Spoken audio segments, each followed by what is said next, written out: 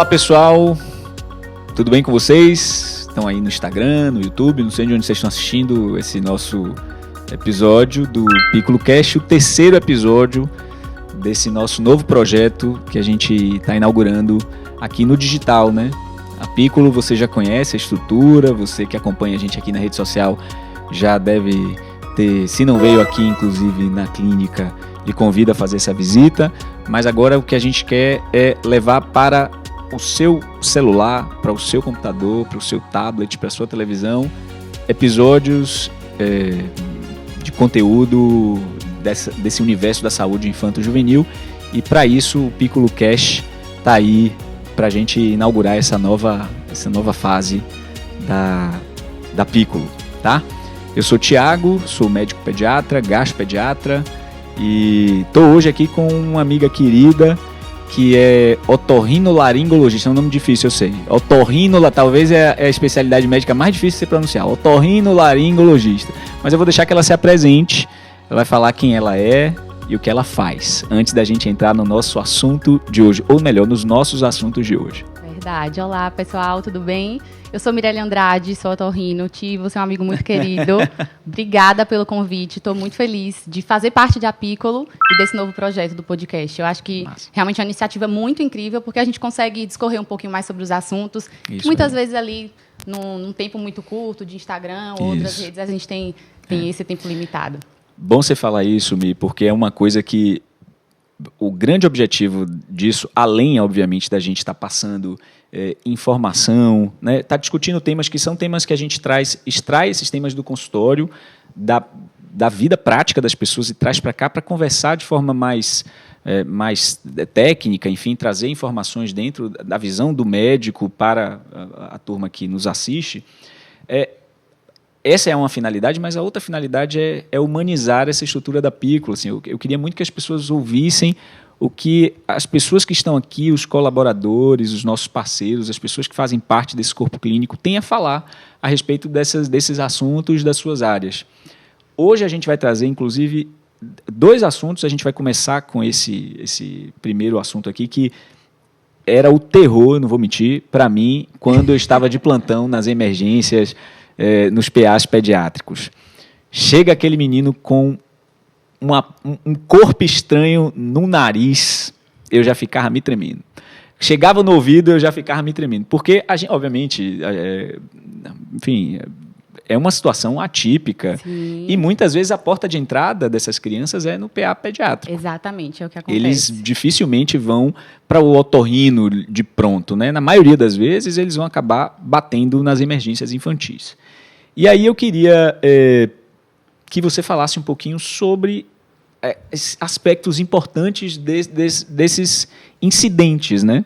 A gente sabe que menino não é fácil. Exatamente. Criança já não gosta de botar, né, o feijãozinho dentro do nariz, de coçar o ouvido com alguma coisa e deixar lá dentro. A gente sabe que isso é muito mais fácil de acontecer na faixa etária pediátrica. E eu queria que você dissesse assim, para a turma que está assistindo a gente, dá para prevenir, assim, dá para evitar, porque criança, você pisca o olho, você olha de novo, ele já está pendurado assim no ventilador rodando e você não viu. Mas tem alguma estratégia? Criança, é isso que eu ia comentar, é supervisão, né? Sim. Mas a gente sabe que existem esses momentos que mesmo você está ali com todo o suporte, olhando e a atenção, piscou, o menino está ali, colocando alguma coisa no nariz, no ouvido, encontrou algum orifício ali no corpo, ele já tem essa ideia de pegar algum material ali muito pequenininho e inserir. Então, sim, tem esse cuidado, obviamente, da gente estar ali supervisionando criança, é fundamental. Mas existem algumas estratégias que a gente pode lançar a mão aí para ajudar também. Então, hoje em dia a gente já sabe que tem ali brinquedos, que na embalagem já vem ali dizendo qual seria a idade adequada para a criança, para a gente ali fornecer. Então, é uma boa estratégia. Uhum. E outra coisa, a gente está ali sempre observando quais são aqueles brinquedos que estão ali próximos. Se são brinquedos com um tamanho muito menor, existem até alguns locais, algumas literaturas que trazem. A gente tem ali pelo menos maior que 3 centímetros de diâmetro e maior que 6 centímetros de comprimento, que seria um comprimento ali ideal, para a gente ter um pouco mais de segurança. Sim. Legal. E Beleza, isso é para a gente prevenir. Eu acho que o caminho é realmente, né, você se atentar a esses aspectos do que a criança está colocando. Mas depois que colocou, o que é que eu faço? Perfeito. O que eu costumo dizer, a primeira coisa que eu falo é o que não fazer nesses casos. Exatamente. Porque, assim, muitas vezes a primeira sensação dos pais é de desespero, né? E agora? Vou tentar remover, vou tentar pegar algum material que eu tenho aqui em casa para tentar tirar esse corpo estranho. Primeira coisa, o que não fazer, gente? Não tente remover em casa. Então, eu sei que tem muitas crianças que você consegue perceber que colocou naquele primeiro momento. Sim. A gente sempre divide, assim, pensando nessa parte como otorrino mesmo, qual foi aquele material que foi inserido e onde foi colocado. Então, pensando ali em ouvido, ficar atento a materiais cáusticos, então baterias, e principalmente ali insetos, que são animais ali vivos, pode ter um pouco mais ali de risco de corrosão daquela pele do canal aditivo e também da região do nariz, daquela região septal e da própria mucosa do nariz. Então, são situações que o ideal é que corra, de fato, ali para a emergência. Procurar o profissional habilitado que tem todo o instrumental ideal para que a gente possa remover com muito mais segurança. Essa questão dos insetos que eu comentei, uma coisa que os pais podem fazer em casa. Observou que tem algum inseto ali que entrou, você pode pegar, obviamente, se a criança não tem nenhuma história ali de otites de repetição, que possa ter uma perfuração timpânica, claro, importante, pode colocar óleo mineral. A ideia é você meio que inanimar aquele deixar ele mais paradinho, imerso ali no olho, para matar e facilitar até a remoção. E outra coisa, não ter risco de ficar ali, mexendo naquele canal e causando erosão naquela pele ali do Então, essa dica é uma dica de otorrino, então, né? De otorrino. Importante, viu?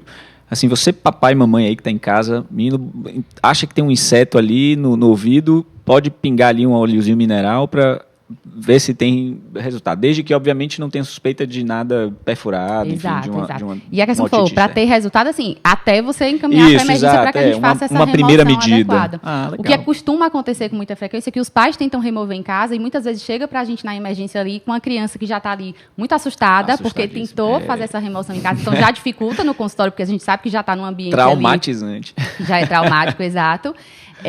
E outra coisa, lesiona muito. Você incha aquele canal ali auditivo ou do próprio nariz. E aí, muitas vezes, não é incomum. A gente tem que levar a criança para centro cirúrgico. Sim. Para remover exatamente, com sedação. Então, esse cuidado assim, do que não fazer, eu acho que é o principal. Legal. Se você fosse elencar, assim, na prática, o mais comum ao menos comum de corpo estranho, o que é que você vê? Assim? Quais seriam esses corpos estranhos que você mais identifica para o que você menos identifica? Muito comum. Criança ali em cozinha, a família ali, o cuidador, está preparando alguma coisa. Então, milho, feijão, essas sementes, bastante comum de acontecer. E no caso da semente, por exemplo, não tentar fazer a lavagem em casa ou não tentar pingar o óleo mineral também é uma dica, porque eles podem inchar, né? E aí dificulta essa remoção ali no consultório. Então, é muito comum. Brinquedos muito pequenininhos. Eu tive uma paciente uma vez que colocou um sapatinho da Cinderela no ouvido, porque ela queria esconder esse sapatinho. Então, esses brinquedos menores assim também. Muito comum de acontecer. Pilhas. Que é baterias. Então, a criança desmonta ali um brinquedinho, tem algum material ali pilhas menor. Pequenininhas, redondinhas, né? Acontece. Vão fácil para o ouvido, para o nariz, muito, né? Acontece com muita frequência. É isso aí. Eu já vi muito em emergência, chega muito nas emergências, realmente essas milho, feijão, pecinha de brinquedo. Já vi giz. Sim. Giz de escrever, pedacinho de giz lá dentro. Agora, tem alguma, assim, aí é uma dúvida mesmo pessoal. Você estratifica por faixa etária, assim, o que é mais comum? Crianças até 2 anos, você costuma ver esse tipo de coisa? Nos pré-escolares você vê esse tipo de coisa ou não tem essa relação? Não, a gente costuma estratificar, não. Mas isso que você comentou, assim, de crianças menores que muitas vezes não têm esse entendimento, geralmente objetos menores mesmo, de brinquedos, de pecinhas de brinquedos. Ali a criança em faixa pré-escolar começar esses outros materiais alimentares, é bem comum. No nariz, existe alguma recomendação? No ouvido, você deu essa dica de que, não havendo evidência ali de uma ruptura timpânica, você pode fazer um óleo mineral e levar no otorrino para tentar mitigar ali os impactos. No nariz tem essas coisas? A gente não costuma orientar, porque nariz você está ali com um objeto numa via aérea em potencial. Então, se os pais tentam remover de alguma forma ali, ou tentar inserir alguma coisa para tentar remover, você tem um risco ali de uma aspiração muito importante. Então, nariz, a emergência direta. Vendo aí, pessoal, nariz, não invente em tirar, em fazer nenhuma medida, nem lavar com soro, né? Porque isso pode até empurrar esse corpo estranho, enfim, obstruir uma via aérea alta. E a depender da idade da criança, isso pode ser até muito ruim, né? Com certeza. Porque você depende muito da via aérea, enfim, superior, né? E da perviedade dessa via aérea. Nariz, o que acontece muito também, às vezes você está ali indicando que você não percebeu que a criança colocou, a criança às vezes não referiu também, acontece muito. Chega ali no consultório pra gente, no ouvido, a gente até faz a otoscopia, tem paciente que não tem tanta queixa, pode ali às vezes ter um otorreio, uma secreção no ouvido que a mãe acaba levando, mas esses corpos estranhos de ouvido, às vezes a gente consegue, identifica numa consulta mesmo de otorrino, de acompanhamento. Nariz, o que é importante muitas vezes os pais ficarem mais atentos, né? No início, se a criança não referiu, em torno ali de 2, 3 dias já pode começar ali uma secreção mais purulenta nesse nariz, com um cheiro um pouquinho mais forte também. Exato. Não é incomum, às vezes, a gente pegar pacientes que chegam ali na emergência, são atendidos e muitas vezes tem uma dificuldade de diagnóstico, mesmo sendo ali unilateral, ser tratado como um quadro de uma rinocinusite. Isso, de uma infecção qualquer, exato, uma infecção de via aérea ali comum. Volta para casa e o nosso cuidado que tem que ter com o nariz é justamente isso. Aquele material que fica ali por muito tempo se transforma no que a gente chama de um rinolito. Ele calcifica, fica ali mais solidificado e muitas vezes dificulta a remoção ali no próprio consultório. Então, às vezes, a criança precisa fazer aquele exame da nasofibrilar endoscopia para a gente olhar como é que está esse corpo estranho, o aspecto dessa mucosa.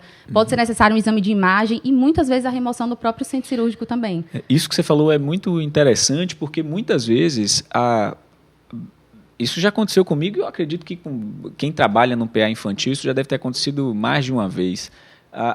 As pessoas não sabem se de fato há um corpo estranho ou não, imaginam que possa ter havido algum incidente nesse sentido, mas não sabem se de fato a criança colocou alguma coisa ou não. Você falou sobre essa secreção purulenta unilateral, que você realmente não espera numa criança de via aérea superior, infectada com uma virose qualquer, ou até com uma sinusite bacteriana, que normalmente você não espera que isso seja canalizado para uma narina apenas, né?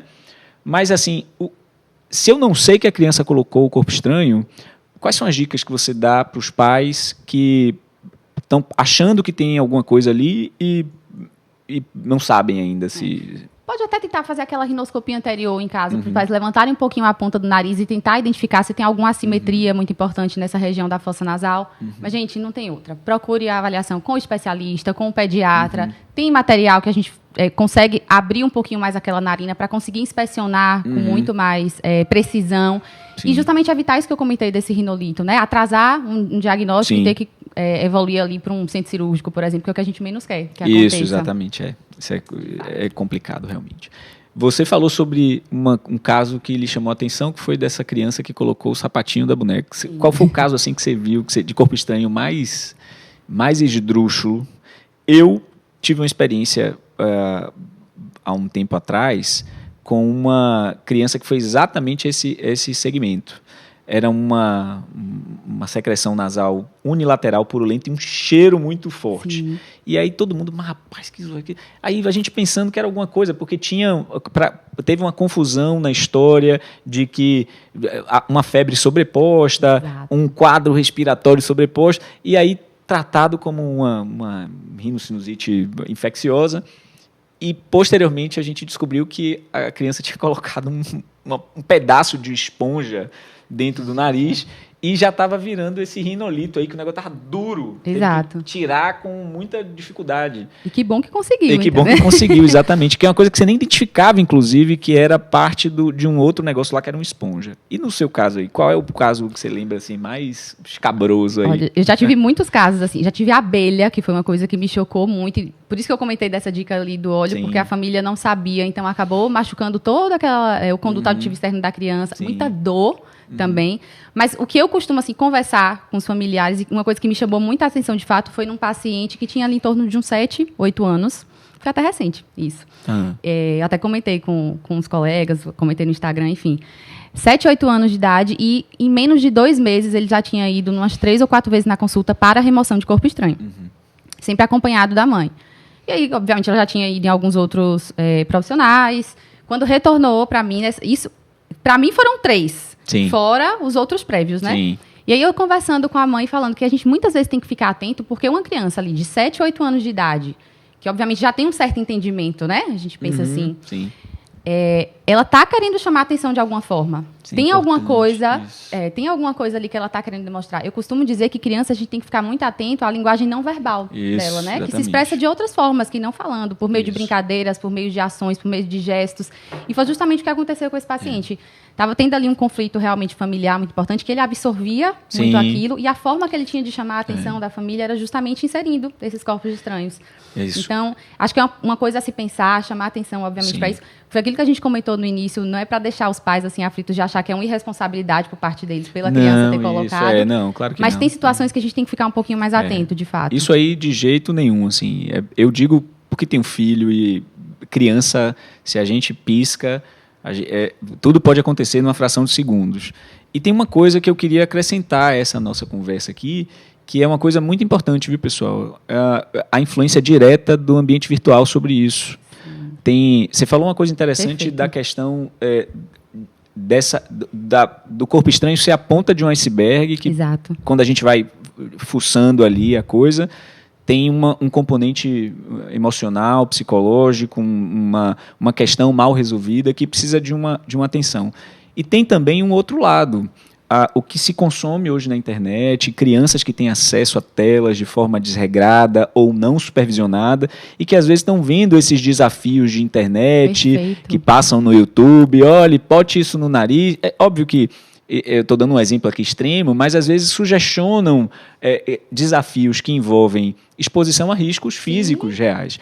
E às vezes uma criança muito pequenininha não tem esse juízo apurado para entender o risco que ela está se colocando. Então, preste muita atenção no que seu filho está vendo, ainda mais se ele for pequenininho, que hoje em dia a exposição da tela está cada vez mais precoce, é difícil a gente realmente lidar com isso, eu compreendo que não é uma tarefa fácil, mas é absolutamente necessário que os pais tenham essa preocupação de não deixar correr solto, porque muitas dessas crianças, vira e mexe a gente escuta uns casos assim absurdos de gente que inalou desodorante, que não sei o quê, que teve uma parada cardiorrespiratória por conta de uma substância tóxica que ingeriu e aprendeu a fazer isso através da internet, por uma influência qualquer, de um vídeo qualquer que assistiu.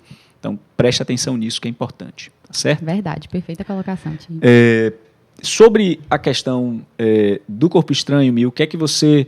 Assim, a sua orientação para papai, para mamãe, para o vovô, para a vovó que estão ouvindo a gente e vendo a gente agora. Estou com suspeita de corpo estranho, ou então estou na dúvida. O que fazer imediatamente, a depender da natureza do corpo estranho. Então, qual é o corpo estranho, por exemplo, que você diz assim, olha, se a suspeita for essa, você tem que ir imediatamente. Isso aqui não pode esperar.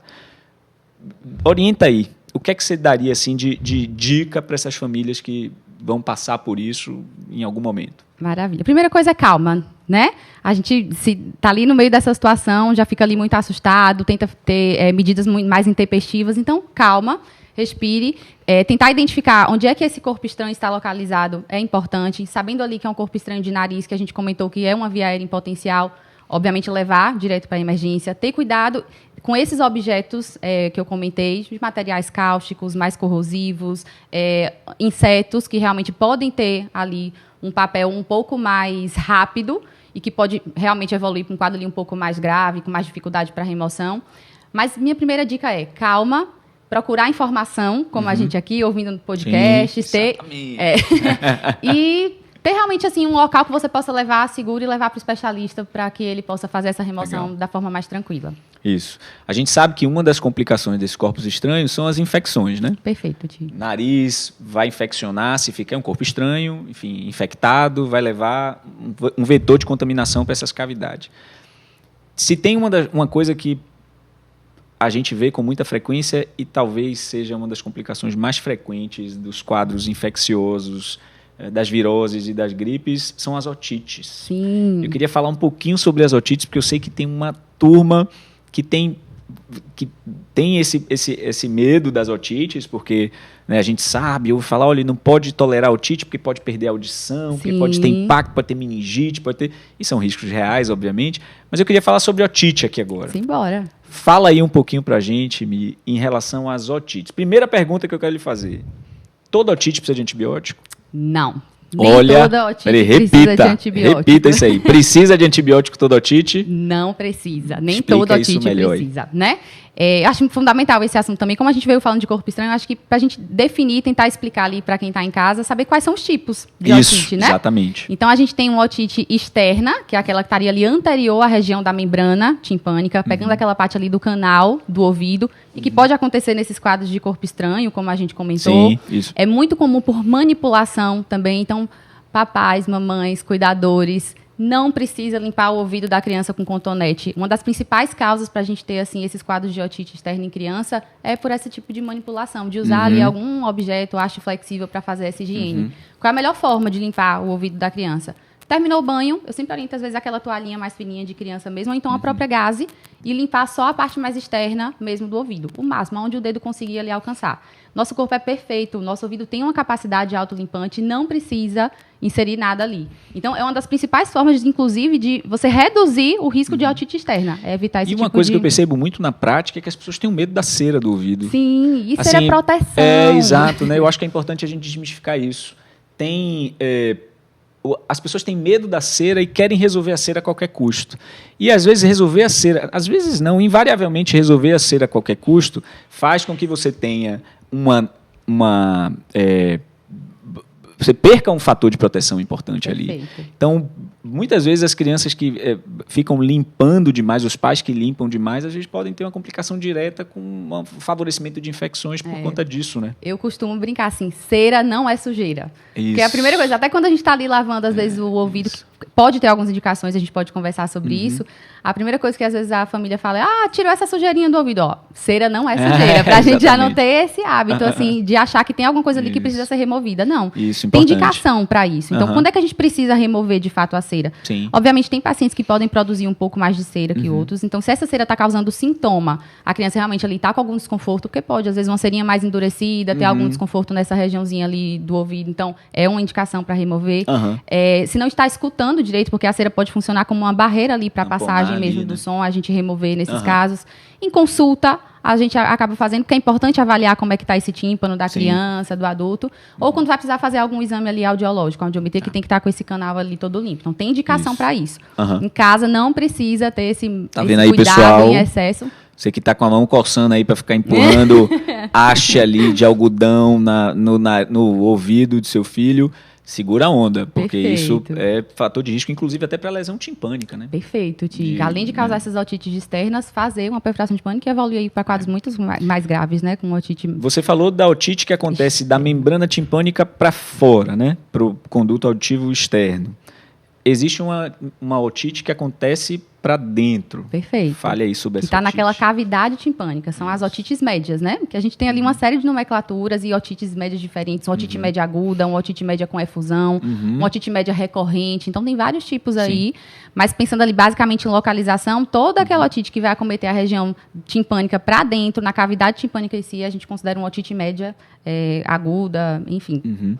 Joia. E é muito comum, assim, pacientes depois de quadros gripais, que é o que a gente costuma ver com muita frequência, né? Então, não é incomum nessa faixa etária, assim, pediátrica, principalmente ali, pacientes fazer muita otite média depois de quadro de IVAs recorrentes, infecções de via aérea superiores ali recorrentes. Então, em torno dos 6 meses de vida até 1 ano de idade, a gente vê um pouco mais essa frequência. E a partir dos 7 anos, ele já vai tendo uma melhora. Uma diminuição da incidência disso, né? E deixa eu te perguntar uma coisa. A otite externa, ela precisa de antibiótico sistêmico? Precisa de antibiótico que a gente toma, o antibiótico? Na maioria dos casos, não precisa. O que é que eu costumo falar assim, com certa frequência? O mais importante na otite externa, quando tem ali secreção, né? Tem pus naquele ouvido, tem, muitas vezes formam grumos ali, pode ser bacteriana, fúngica, enfim. O mais importante é a gente remover isso para que a gente consiga usar gota otológica. Essas gotas muitas vezes podem ter antibióticos, corticoides, antifúngicos, muitas vezes. Mas para essa gota conseguir penetrar ali, a gente precisa fazer essa remoção. Essa limpeza ali do processo inflamatório. Exato, para conseguir fazer o papel dela. Então, na maioria das vezes, não é necessário antibiótico sistêmico, não. Eu diria assim que mais de 95% das vezes não seria necessário. Isso. E no caso das otites médias, o que é que você orienta? E tem muito colega que assiste a gente aqui, está assistindo e eu acho que está adorando essa nossa conversa aqui sobre otite, porque é uma coisa que na pediatria é uma das principais, se não a depender da faixa etária, a principal complicação dessas infecções gripais, enfim, né? Da otite média aguda, quando a gente tem que se preocupar? Assim, você falou que você tem otites que são unilaterais, que são bilaterais, tem otites que são com efusão, sem efusão. Perfeito. Como é que você... Agora não é nem para o papai, para a mamãe, para o agora é para o pediatra, para os nossos colegas. Maravilha. Você fala qual é a sua recomendação enquanto otorrino para essa turma? Porque o fato é que hoje, otite média aguda é, na prática, uma indicação quase que inequívoca de antibiótico. Sim. Eu queria que você falasse um pouquinho disso também. Até que ponto a gente não está tratando demais essas otites? Hipermedicalização, né? Hipermedicando essas otites, porque isso eu acho que faz parte também até do senso comum, assim, dos pais, né? Pô, tem otite, tem que entrar com aquele antibióticozinho, acabou. Será que tem que entrar mesmo? Fale aí enquanto otorrino para o pediatra. E eu acho que, por tabela, também isso vai servir para os pais, né? Perfeito. Mas diga aí sua opinião. Não necessariamente a gente precisaria usar antibiótico em todos os quadros de otite média aguda e, inclusive, nem nas otites médias com efusão. Então, vamos só fazer assim, uma diferenciação de conceito para que a gente possa entender qual seria a melhor indicação para cada uma. As otites médias agudas, elas realmente vêm, como a gente comentou, depois desses quadros, assim, é mais comum, né? Depois dessas infecções de via aérea superiores. E a otite média com efusão, qual é o conceito? A gente tem um fluido ali na região da orelha média que não necessariamente possa causar ali sintoma, de fato, né? Na criança. Na otite média aguda, quando é que seria interessante a gente pensar em usar antibiótico? Isso que você comentou, Tia, assim, é fundamental, porque a gente sabe que, pela questão muito cultural também, dos atendimentos que a gente tem visto, muitas vezes está ali na emergência, muita criança, às vezes atendimentos mais rápidos, são médicos profissionais que não conseguem acompanhar essa criança depois, a gente sabe que acontece isso, então eu entendo quando prescreve um antibiótico, sabe? Sim. Às vezes a gente não consegue ter esse acompanhamento da família, às vezes a família não é tão orientada quanto a isso. Então, o fato ali de prescrever antibiótico nessa situação, a gente entende. Mas, quando você tem uma família ali que você consegue acompanhar essa criança, existem alguns conceitos que a gente tem que ter em mente para definir o uso desse antibiótico. Então, pacientes menores de 6 meses de idade seria uma indicação ali da gente pensar no uso de antibiótico. Com otite média aguda ali bilateral, também seria uma indicação importante. E pacientes que tenham sinal ali de gravidade, de toxemia. Né? Então, uma febre maior que 39 graus. Isso é importantíssimo. Um quadro ali de uma dor muito importante por mais de 48 horas, porque a gente sabe que nas otites médias, principalmente nessas 24 horas ali, vai ter dor muito importante. Tem um conteúdo que está empurrando aquela membrana timpânica, então a criança sente desconforto. Mas se a gente ali tem uma família que é orientada, que não tem esses sinais ali que eu comentei, e a gente pode acompanhar... Isso, pode reavaliar, né? Exato. A gente pode entrar ali com um analgésico comum. Já se sabe, muitas vezes, ali que anti-inflamatórios não esteroidais podem ajudar a aliviar esse desconforto da criança. O profeno resolve, que é uma beleza, né? E eu vou te falar, é o melhor de fato. Viu? A gente tem descrito mesmo isso em literatura. Ajuda muito. Então, você fazer esse acompanhamento ali da criança nessas próximas 24, 48 horas com um analgésico, acompanhando, obviamente, para a gente depois avaliar se tem algum desses sinais e critérios para entrar com... Isso é importante que você falou, porque é uma das coisas, por exemplo, que é uma avaliação que não é só avaliação do ouvido. Isso. A otite média, você vai avaliar a criança globalmente. Perfeito. O ouvido pode estar lá inflamado, você pode, enfim, fazer uma otoscopia, o pediatra, o otorrino, encontrar uma membrana abaulada, enfim, avermelhada e tudo mais. Mas, às vezes, é uma criança que está com a febre baixa, que não está com tanta dor, que está em bom estado geral. É diferente de você pegar uma criança... febrão, toxemiada. Quando eu digo toxemiada, para quem não sabe o que é isso, é aquela criança com mal-estar mesmo, vomitando, que não está aceitando nada, que está super debilitada. Então, isso já muda o raciocínio, Perfeito, né? Então, meio que o critério da introdução do antibiótico não é necessariamente a alteração que você encontra.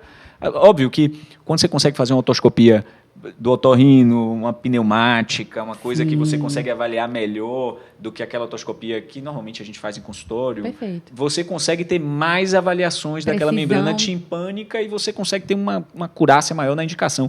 Mas a gente sabe que essa não é a realidade. Exato, então, muitas vezes, esses pacientes vão chegar no médico e vão ser avaliados.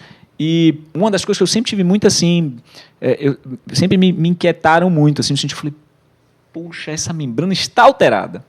Assim, tem alteração, tem inflamação aqui, mas vou entrar ou não vou entrar com antibiótico? Aí você fica naquela, puxa, será? Isso é muito comum, de fato. Assim, uma coisa importante, membrana timpânica vermelha não é indicação ali de um quadro de uma otite média aguda. Sim, claro. Então, muitas vezes, o normal é que a membrana, até para os pais entenderem, a membrana seja transparente, né? Tenha uma transparência que a gente consiga identificar o que é que está ali por trás dela. Existe uma região, uma cóclea, lá por dentro da orelha interna, que forma o que a gente chama de um promontório. Ele pode ficar vermelhinho em algum processo infeccioso. Claro. E aí, por transparência, a gente vê essa região vermelha e acha que é a membrana que está vermelha. Então, Sim. membrana vermelha não seria uma indicação, por exemplo, de antibiótico. O abaulamento que você comentou, que é aquela membrana empurrada, pode ter ali uma secreção, um conteúdo por trás desse tímpano. E isso que você falou, assim, eu sei que está alterado, já pode ser muitas vezes ali um processo de resolução. Sim, verdade. A gente tem, que seria lá a otite média com efusão, por exemplo, que a gente comentou. Sim. A gente muitas vezes tem aquele fluido lá atrás e se apresenta de muitas formas, sabe, Tia? Às vezes a gente consegue ver bolinhas ali naquela região do tímpano ali por trás. Exato. Então, não necessariamente precisaria do antibiótico nessa etapa também desse processo inflamatório. Pode estar um processo em resolução. E deixa eu te perguntar uma coisa aqui, que é uma dúvida que, como pediatra, eu tenho e eu sei que muitos colegas e amigos têm. A gente trata a otite média aguda com gota otológica? Não trata. E foi aquele conceito inicial. Por isso que eu falei que é importante a gente entender o motivo. Se a infecção está por trás do tímpano, essa gota otológica não iria penetrar. O que acontece muitas vezes, essa secreção está fazendo tanta pressão ali, porque a caixa do tímpano é uma caixa fechada. Sim. Essa secreção está pressionando tanto que pode perfurar esse tímpano e drenar a secreção. Seria o que a gente chama de otorreia, essa secreção saindo pelo canalzinho ali do ouvido. Entendi. Não precisaria, muitas vezes, de gota otológica nesse caso, porque a gente pensa que é o nosso corpo tentando dar conta do recado. Precisa resolver de alguma forma, né? Sair essa secreção de alguma forma. Então, ele drena. O mais importante que eu oriento nesses casos, se drenou, fez uma perfuração ali, que a gente considera uma perfuração solução, a gente diz. O mais importante é ter o cuidado para não deixar cair água nesse ouvido. Porque se a gente tem ali uma membrana perfurada, a gente tem um meio de contato para a região daquela orelha média, né? Então, o que eu oriento para os pais toda vez que for tomar banho, por exemplo, a criança, evitar, obviamente, banho de piscina, banho de mar nesse período. Mas toda vez que for tomar banho, pegar um algodão e colocar óleo. Espreme para tirar aquele excesso, põe no ouvido para tomar banho. Qual é a ideia? Água e óleo não se misturam, então não vai deixar entrar água nesse ouvido. Para a gente conseguir ali até evitar que evolua para uma otite externa, por conta da perfuração. Então, se a gente fosse resumir a indicação do antibiótico no otite média aguda, a gente teria que se atentar à clínica geral do paciente, à idade, né? Exato. Então, tem determinadas idades um corte de idade que demanda a prescrição e algumas alterações específicas que você encontra na otoscopia. Na otoscopia, perfeito. Tá, legal. Exatamente. Tá vendo? Isso é importante, viu? A gente tem É por isso que é bom você ter esse olhar multidisciplinar em relação à criança. Fundamental. Isso, porque ouvido é um universo que o otorrino domina incrivelmente melhor do que o pediatra e muitas vezes essas trocas elas acabam lastreando assim uma segurança maior para o paciente, né? Com certeza. Eu acho isso faz massa. diferença sem dúvida. Nesse acompanhamento. Se você fosse dar dicas agora para os pais, né? Tá. O que é que você pode... Existe alguma conduta que você pode fazer para diminuir? Vamos primeiro para a otite externa. Tá. O que é que eu posso fazer? Uma vez eu já ouvi uma dica, eu quero saber se isso procede. Há uma solução de ácido acético que você pode pingar no ouvido antes de submeter a criança a um banho de piscina ou de mar. Ácido acético, até onde eu sei, é vinagre, não é isso? Sim, exato. Pronto. Então, você pode fazer isso antes de... Vou para a praia, vou para a piscina, meu filho vai tomar banho, não tem protetor auricular, ele vai cair na piscina. Resolve isso. Existe alguma dica que vá mitigar esse risco para otites externas? Se tem, diga aí. Vamos lá. Pensando no ouvido saudável, e aquilo que eu comentei ali do cotonete é fundamental. Então, uma mãe ali que não insere nada naquele ouvido para limpar, a gente parte do pressuposto que é um ouvido saudável. As crianças não precisariam nem de protetores auriculares, nem de pingar essas gotinhas ali de ácido acético, nada. Um ouvido que é saudável, muito provavelmente não vai evoluir para esses quadros de otite externa. O próprio conduto também, né? Exatamente. Então, a gente tem... auricular. Nosso conduto, ele é meio sinuoso, tortuoso. Você tem aquela cerinha que está ali naquela região mais externa que protege, e a água ali que entrar, ela vai conseguir sair. Enfim, no ouvido que é saudável não vai causar maiores problemas. Sim. No ouvido que aquela pele do canal ali também está toda íntegra, né? Então, primeira coisa. Isso que você perguntou do ácido acético é importante. A gente orienta mais assim, por exemplo, pacientes nadadores. Gente que está na piscina o tempo todo, exatamente, né? para a gente ali manter aquele pH ali do ouvido um pouquinho mais... Então isso procede mesmo. Procede. Assim, a gente orienta assim, em criança, assim, porque para a rotina não precisaria. Não precisa, no ouvido né? que é saudável, teoricamente não teria. Mas, assim, pacientes, às vezes, que fazem, assim, natação. É vinagre mesmo, é? Vinagre mesmo. E, obviamente, aqueles cuidados de saber que a membrana é íntegra, Sim, né? Que a gente claro, comentou, isso é importante. Exatamente. Qual foi a outra coisa que você me falou? Você perguntou? Em relação às otites externas, esses cuidados... Então, o cuidado é para situações especiais, né? Perfeito. E para otite média? E o protetor, desculpa, sim, que seja perguntado. dica, Também não precisaria usar esses protetores auriculares. Quando tem indicação, são indicações assim bem precisas. Então, assim, uma criança que muitas vezes tem um tubinho de ventilação, que a gente coloca ali para ventilar a região da orelha média. Você faz uma perfuraçãozinha na membrana timpânica de forma assim, bem prática. Faz uma perfuração na membrana timpânica e coloca um tubinho que é para a gente conseguir manter essa pressão da região lá da orelha média igual da pressão externa. Aí precisaria ter uma proteção um pouco mais rigorosa, né? E a gente sabe que tem essa questão de não privar também a criança de tudo, porque essa parte da infância é super importante. Sim. Mas, assim, na prática, pro dia a dia, para a maioria das crianças de rotina, não tem indicação da gente usar esses protetores. E quando tem indicação, é importante que seja protetor feito exatamente pro ouvido da criança, né? Sob medida. Porque, às vezes, compra ali em qualquer lugar, coloca, a gente sabe que não está adaptado. Sim, claro. Então, acaba até piorando nos casos. Verdade. Para otite média, tem alguma coisa? Tem, muita coisa. Então, que diga a gente aí pode o fazer. que é de dica que tem. É isso que os pais podem fazer em casa. E a gente já estava até, ouviu o primeiro podcast, que foi sobre a amamentação, super importante. A gente já sabe que crianças que são amamentadas ali exclusivamente até os 6 meses de vida têm menor chance de desenvolver quadros de otite média aguda. Sim. Então, essa questão da amamentação é fundamental. Tabagismo passivo é um fator de risco importante. Então, em casa, se tem alguém ali que fuma que está em contato com essa criança, ter esse cuidado, porque aumenta esse risco. A gente sabe que tem essa questão das infecções de via aérea superiores, né? Que seria ali o principal para evoluir. Então, lavagem nasal com soro fisiológico, gente, ajuda a não deixar acumular essa secreção, não adentrar na região da tuba auditiva, que é o canalzinho que liga o fundo do nariz ao ouvido. Lavagem nasal é uma forma importante ali de prevenção, obviamente fazendo da técnica correta, com estratégia, com volume direitinho. Dá até pra gente conversar um mundo sobre isso de lavagem. Lavagem nasal, demais. É um marcador importantíssimo, que tem de gente que tem medo de lavar o nariz, porque... morre de medo de acontecer alguma coisa, do menino sufocado. Enfim, tem muita coisa para falar. E aí deixa de lavar o nariz e aumenta o risco de uma otite por conta da secreção dentro do nariz. Exatamente. Deixa eu te perguntar, para a gente resumir, que a gente já está chegando no final desse episódio. Conversa muito, né? Não, eu me empolgo foi ótima. Falar. Não, essa conversa foi maravilhosa. A gente... há uma eu já li sobre xilitol, por exemplo, sobre mascar chiclete, enfim. Isso tem eficácia? É para todo mundo? A gente tem a questão aí do açúcar, obviamente, mas com o xilitol você mitiga um pouquinho isso. É interessante essa questão do xilitol que você comentou. Como é que foi descoberta essa questão do xilitol? Na Finlândia, se eu não me engano, crianças que mascavam bala com açúcar, com xilitol, tinham menos quadros bacterianos de cárie e faziam menos otite também. Sim. E existe uma opção da gente... O xilitol, o que é? É um açúcar natural, né? É um adoçante natural que a gente pode colocar ali na lavagem do nariz com soro das crianças para tentar reduzir esses quadros, porque ele teria uma função ali antibacteriana, que a gente diz. É para todo mundo? Não. Então, tem indicação. Pacientes, às vezes, que fazem aqueles quadros ali de otite média recorrente, o que seria isso? Então, o paciente teve uma otite média aguda, foi tratado e documentado isso, e começa a fazer ali, em 6 meses, mais de 3 episódios no ano, ou em um ano... Em 6 meses, mais de 3 episódios, ou em um ano, mais de 4 episódios, a gente consideraria um otite média recorrente, então seria uma indicação que a gente pode usar. E tem que ter muito cuidado com relação à concentração ideal do xilitol, para usar também. Claro. Existem aqueles frasquinhos já engarrafados também, que podem ser usados. É uma boa opção, dá para a gente fazer em alguns pacientes, sim, que ajudariam por essa ação antibacteriana dele. E só acrescentando a sua fala, tem uma coisinha aí, o pediatra geral, a galera da pediatria... tem que bater nisso recorrentemente. A gente sabe que as otites médias, elas são, ou elas vão ser virais ou bacterianas em sua maior parte. Perfeito. Especialmente virais, assim. A gente tem uma prevalência muito maior de doenças virais do que de bacterianas. Então, qual é a medida que a gente tem mais assertiva para evitar a circulação das doenças virais e bacterianas? Vacinação. Perfeito. Então, você tem que manter... Criança que não tem um calendário vacinal atualizado vai ter mais otite. Exatamente. Vai ter mais outras doenças infecciosas, mas vai ter mais otite. Então, você precisa ter o calendário do seu filho atualizado. O pediatra é um direito. Perfeito. Vacina é um direito da criança. Estar vacinado é um direito justamente por essas questões. Exatamente. Se você pensa, por exemplo, que gripe pode...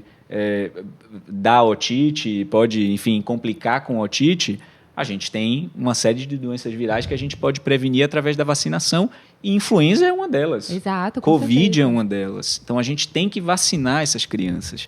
Da mesma forma que as principais bactérias que causam as otites médias, elas também Estão são cobertas pelo esquema vacinal. Então, vacinar é importantíssimo. Maravilha. É para reduzir, além dessas dicas todas que a gente conversou aqui, a vacinação, ela é importantíssima. E, enfim, Lembrei faz só parte. de uma coisa, chupeta, uso de chupeta, Sim. você aumenta o risco de fazer quadros de otite Isso, média aguda.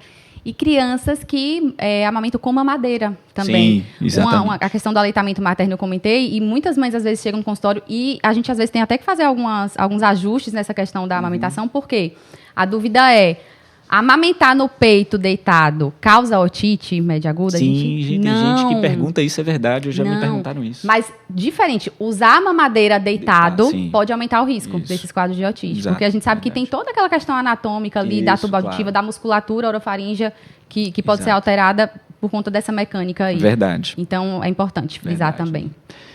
É isso aí, eu acho que a gente falou bastante aqui de coisas pertinentes, né? A otite é um tema de muita dúvida, né? Nos consultórios, e tem muita coisa mesmo para falar.